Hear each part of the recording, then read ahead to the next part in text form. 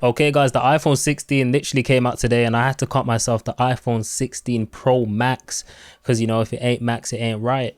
But I ain't upgraded for like 2 years, so I skipped out on the iPhone 15. I didn't get to try the action button. I didn't get to try titanium, and I do want to make this an unbiased review only because I've been seeing Samsungs look really tempting lately, even with the Google phone, like the Samsung S24 Ultra, the Google Pixel 9.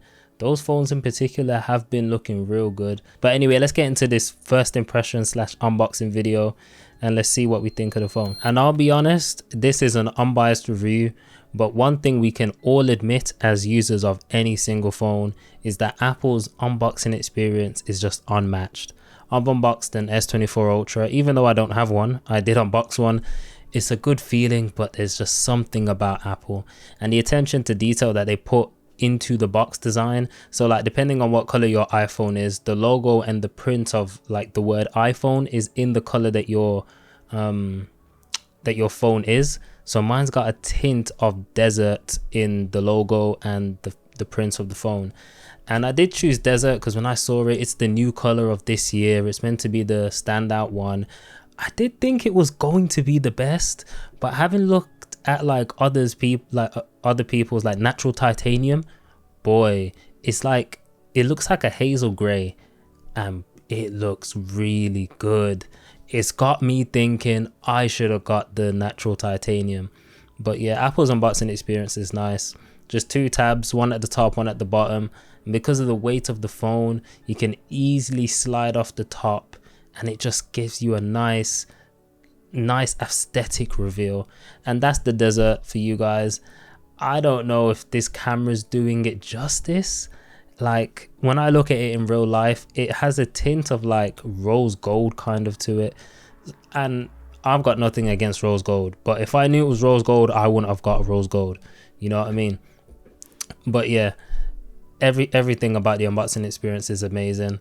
Like even to the tab where you lift off the phone, and you know when you get a new phone, the peeling off the screen, can you call it a screen protector? The peeling off the screen protector is amazing. But getting this phone, it was so cold out the box, and I was doing a quick comparison with the fingerprints, and you could see how much the fingerprints stand out on both phones, but like on the 16 it just looks a lot more frosted, and I was just like, oh damn.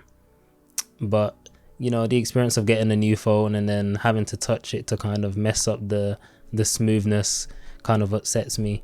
And I was just having a look at the camera bump here. It looks exactly the same if you just look with your naked eye, but if you do a comparison and look for the minute details, then you can see that the camera bump on the 16 Pro Max is bigger, which is expected. They added 4K 120 FPS. They added a fusion camera, so you got like 3 focal lengths on like the 1x zoom lens.